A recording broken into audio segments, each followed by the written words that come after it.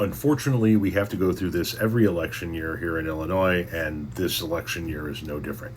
No, the governor does not set your property tax rate. That is set by local authorities.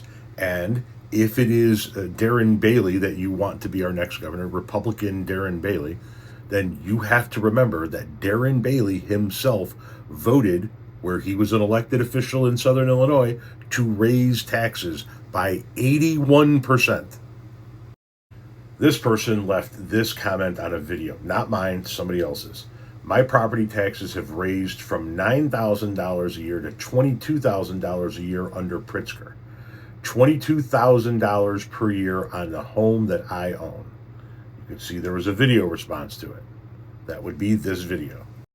Hey, you dumbass. I hope you understand that the Illinois governor does not set property tax rates at all. That is done in your local fucking elections.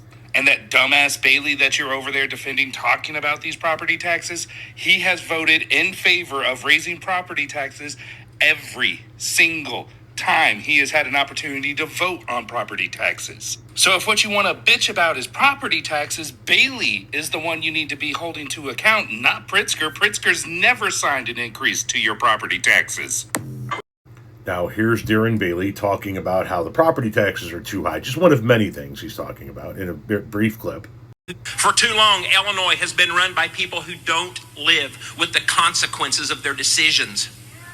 We've had back-to-back billionaire governors who never had to worry about grocery prices, never wondered if they could pay their property taxes, never had to scrape together the dollars to Never had to worry about paying their property taxes. Well, it's a good thing he doesn't live where you were an elected official, considering that's exactly what you did. Bailey defends voting to raise property taxes 81% on local school board. This is from February 1st, 2022. State Senator Darren Bailey arrived in the Illinois House in 2019 after launching an anti-tax campaign to win a seat in the legislature. He's echoing similar themes now as he runs for governor. I got ticked off at the tax increases that came in 2018, Bailey told a handful of supporters on the campaign trail at a Bloomington bar in December. We must lower taxes, Bailey told the Newtown Press Monitor when he was first running for the state legislature in 2018. Illinois has the second highest property taxes in the nation and is inching closer and closer to becoming blah, blah, blah, blah. When Grain Systems Incorporated closed its Flora manufacturing site in Bailey's district in 2019, the newly inaugurated state representative blamed job losses on tax hikers who kept raising taxes and increasing fees on families and businesses. However, long before he was taking votes in the General Assembly, Bailey was voting to extend and raise property tax levies in the North Clay School District.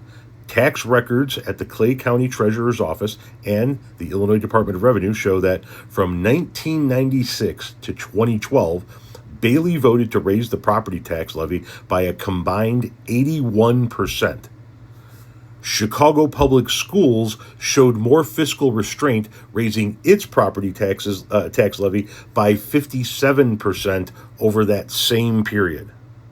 13 times the school board voted to raise the property tax levy, and every time a property tax hike was proposed, Bailey voted for it. I believe it's a much different scenario, the GOP gubernatorial hopeful told reporters in Morton last week. You know, taxing bodies have the ability to levy a certain amount. Bailey, a millionaire farmer who has accepted millions of dollars in federal subsidies, downplayed the cost of incremental property tax hikes. Many times, it was a $5 a household, he stammered. I think at one time the maximum was $19 a household. Yep, that's the Republican candidate for governor here in Illinois, complaining that Democrats are raising your property taxes way too much, calling Chicago a hellhole, saying Chicago and the Collier counties should be cut out of Illinois.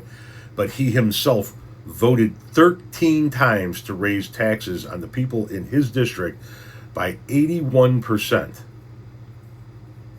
Not even the city of Chicago voted to raise their property taxes that much over the same period of time.